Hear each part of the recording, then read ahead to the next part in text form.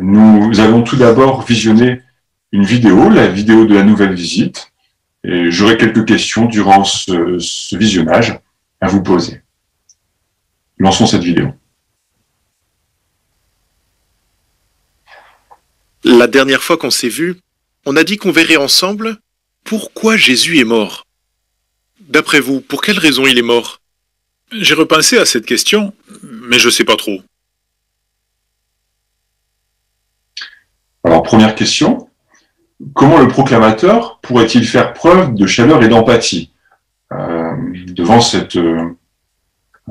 la méconnaissance de son interlocuteur? Famille Espinoza. Oui, dans la leçon, il y avait 3 points. Et peut-être là, on peut appliquer le point de choisir bien ses mots avec soin face au fait que la personne ne savait pas quoi répondre. Donc, peut-être choisir bien les mots, mais surtout essayer de pas le sentir, qui n'est pas concerné par la réponse. Très bien. À quoi d'autre peut-on faire aussi attention dans notre réponse? Famille Ronzo.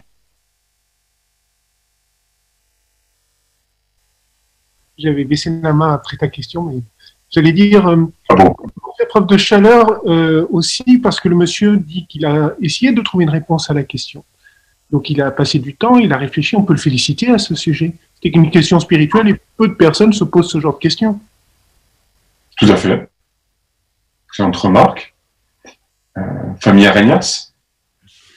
Oui, on peut aussi la mettre à l'aise et lui montrer que la plupart des gens, même chrétiens, ont du mal à répondre à cette question. Tout à fait, très bien. Merci pour vos excellentes suggestions. Poursuivons le visionnage.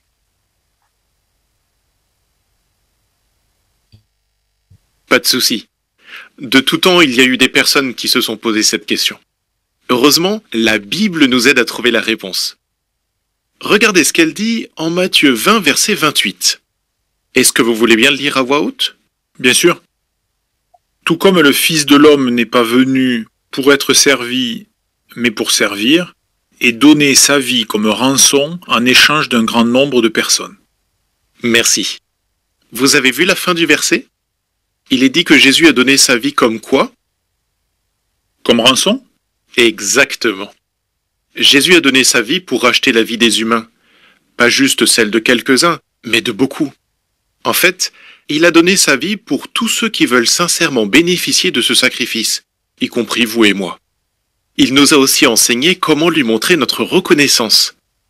On pourra en parler la prochaine fois que je viendrai vous voir? Oui, je veux bien. Alors, deuxième question. Comment commencerais-tu un cours biblique avec un interlocuteur qui manifeste de l'intérêt?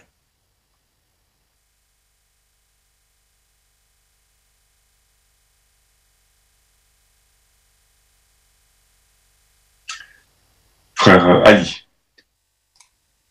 Puisqu'à la fin, on accentue sur la reconnaissance qu'on peut éprouver face au sacrifice de Jésus.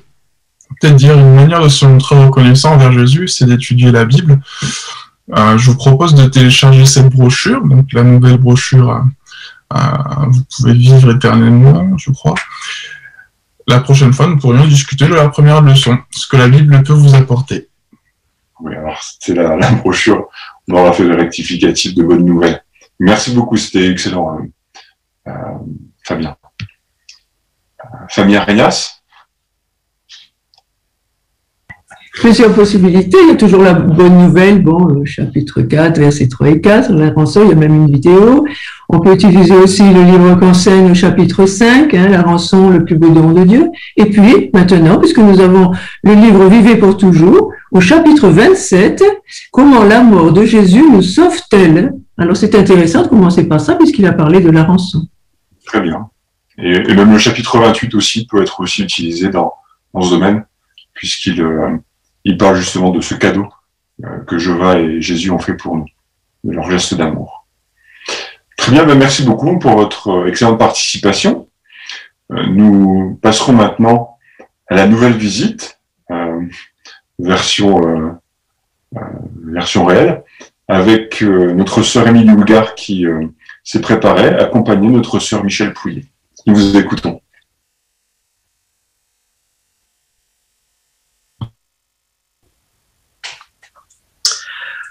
Bonjour Michel, c'est Émilie. Je suis contente de vous avoir à nouveau. Comment est-ce que ça va? Ben, écoutez, moi ça va, hein. Je vous remercie beaucoup. Si vous voulez, je vais mettre le haut-parleur, comme ça, ce sera plus pratique. Parfait. Je vous écoute. C'est mieux, moi aussi j'ai fait ça. On devait discuter de la raison pour laquelle Jésus est mort. Et c'est vrai qu'il y a beaucoup de personnes qui se posent la question. Certaines recherchent aussi la réponse. Mais vous, est-ce que vous avez un avis sur cette question, Michel? Ben, en fait, en réfléchissant, je pensais que finalement, j'entendais souvent ça à l'église, que Jésus est mort pour nous, les pauvres pécheurs. Mais à savoir ce que ça signifie, alors là, vraiment, je ne saurais pas vous dire. Oui, c'est vrai qu'on entend souvent cette expression, de ce que j'entends, et c'est tout aussi vrai de dire qu'il y a beaucoup de personnes dites chrétiennes qui ne comprennent pas non plus ce que ça veut dire. Hein. Mais ce qu'il y a de vraiment bien, c'est que la Bible donne la raison précise pour laquelle Jésus est mort. Et en préparant notre discussion, j'ai pensé à un verset de la Bible que je vais vous envoyer là par texto. C'est le texte de Matthieu 20, 28. Vous l'avez? Oui, ça va, je l'ai, merci. Voilà, vous faites défiler le chapitre et vous verrez le verset 28, je vous l'ai surligné en violet. Donc je vais vous le lire et on cherchera ensuite dans ce verset la raison pour laquelle Jésus est mort. Alors il est écrit, tout comme le Fils de l'homme, c'est-à-dire Jésus, n'est pas venu pour être servi mais pour servir et donner sa vie comme rançon en échange d'un grand nombre de personnes. Alors, Michel, est-ce que vous avez remarqué ce qu'il y a à la fin du verset? Il est écrit qu'il a donné sa vie dans un but précis, lequel? Oui, il est bien écrit qu'il a donné sa vie comme rançon. C'est tout à fait ça. Et à la fin du verset, il y a même une précision qui permet de mieux comprendre l'expression rançon. Le verset continue en disant qu'il a donné sa vie comme rançon en échange d'un grand nombre. Donc ça signifie qu'il a procédé à un échange, sa vie en sacrifice, contre la vie de beaucoup d'autres personnes. Et il l'a fait par amour pour que nous ayons la vie. En fait, même si la grande majorité des humains l'ignorent, si Jésus n'avait pas consenti à cet échange, à cette rançon, les humains seraient comme condamnés à perpétuité. Alors, toujours en préparant notre discussion, j'ai trouvé une brochure très intéressante que je vais vous envoyer aussi toujours sur votre téléphone. Elle s'intitule « De bonnes nouvelles de la part de Dieu ». C'est bon, vous l'avez, Michel? Oui, c'est bon, je l'ai. Impeccable. Et bien alors, cliquez dessus oui. Et ensuite cliquez sur la leçon 4 qui est Jésus. Vous l'avez? Oui, je l'ai. Voilà, très bien. Donc vous voyez, en fait, ça reprend différentes idées dont on a déjà discuté ensemble, qui est Jésus. Pourquoi est-ce qu'il est mort? Est-ce qu'il va encore faire? Mais finalement, vous verrez aussi qu'il y a une vidéo qui récapitule tout ça et vous pourrez la visionner. Mais ça montre que finalement, en très peu de temps, on a appris des choses sur Jésus. Oui, c'est vrai. Je vous remercie beaucoup d'ailleurs, parce que c'est très intéressant. Parce qu'en fait, je n'imaginais pas que Jésus avait vraiment fait tant de choses pour nous. C'est vraiment intéressant. Oui, bon, c'est certainement parce qu'on ne vous l'a jamais expliqué aussi, Michel. Mais finalement, quand on y réfléchit, là, en quelques minutes, comme on l'a fait là, vous ne trouvez pas que ça donne envie quand même de montrer de la reconnaissance? En tout cas, on ne peut pas rester comme ça, comme si on ne savait pas ce que Jésus avait fait pour nous. Oui, je suis d'accord avec vous. Ça m'intéresse beaucoup, ce sujet. C'est très bien. Si vous voulez, on pourra faire comme on a fait là, discuter quelques minutes ensemble de ce sujet. Comment est-ce qu'on peut montrer de la reconnaissance? Comment Jésus nous a dit aussi qu'on pouvait faire? On pourra en discuter vendredi à la même heure. Ça vous irait, Michel? Oui, ça me dirait. Je vous attendrai vendredi à la même heure. Super. Très bien. Alors, je vous souhaite une excellente fin de semaine et je vous dis à vendredi, Michel. Merci. Au revoir. Au revoir. Merci beaucoup, Émilie et Michel. Excellent sujet. On a vraiment apprécié la façon dont tu as utilisé Matthieu chapitre 20, verset 28, Émilie. Tu travaillais d'ailleurs le point application claire des versets. Et c'est exactement ce que tu as fait en isolant déjà une partie, une expression claire pour comprendre les gestes que Jésus avait fait. Tu as bien expliqué aussi ce terme de la rançon et tu as fait une application aussi très claire, très simple de ce cadeau que Jéhovah et Jésus ont fait. Merci beaucoup. Nous finirons avec le discours « Pourquoi donner à Jéhovah ?» Et c'est frère Patouilla qui s'est préparé. Nous t'écoutons, Roger. Alors la question nous est posée, pourquoi donner à Jéhovah? C'est vrai, après tout, Jéhovah, il a tout. Pourquoi lui donner? Peut-être quand vous avez préparé votre réunion, vous avez vu cette question, vous êtes analysé, pourquoi donner à Jéhovah? Et la réponse la plus logique, c'est je donne à Jéhovah parce que je l'aime et que je veux le remercier. Et c'est exactement la bonne réponse. Mais ce soir, pendant quelques instants, on va creuser un petit peu plus cette question et on va voir 3 points ensemble sur pourquoi donner à Jéhovah. Premièrement, nous voulons donner à Jéhovah parce que nous sommes profondément touchés quand nous réfléchissons à tout ce qu'il a fait pour nous. On peut prendre ensemble le texte de Révélation, chapitre 4, le verset 11. On connaît bien ce texte, c'est une vision qu'a eu Jean. Et ici, ceux qui vont parler, ce sont des créatures spirituelles. Et voilà ce qu'ils disent. Jean, chapitre 4, le verset 11. « Tu es digne, Jéhovah, oui, notre Dieu, de recevoir la gloire et l'honneur et la puissance, parce que tu as créé toutes choses. » Et notons ce qu'il est dit ici. « Et à cause de ta volonté, elles ont existé et ont été créées. » Et oui, lorsque nous voyons une belle fleur, un animal qui nous ravit par ses belles couleurs, ou tout simplement un beau ciel étoilé, nous pouvons nous poser la question, pourquoi c'est si beau? Eh bien, le verset 11 répond, à cause de ta volonté, elles ont existé. C'était la volonté de Jéhovah de les faire si belles, ces choses, de les créer pour nous faire plaisir. Et donc, quand on réfléchit à ça, quand on prend le temps de s'arrêter sur la création de Jéhovah, eh bien, nous sommes profondément touchés. Voilà le premier point, pourquoi nous devons donner à Jéhovah pour le remercier de cette belle création. Deuxième point, si nous donnons à Jéhovah, c'est aussi parce que cela fait partie de notre culte. Si on revient un peu en arrière et qu'on réfléchit aux Israélites, Jéhovah leur avait ordonné d'organiser 3 fêtes par an. Et en Deutéronome chapitre 16, le verset 16, pour adorer Jéhovah lors de ces fêtes, les Israélites ne devaient pas paraître devant lui les mains vides.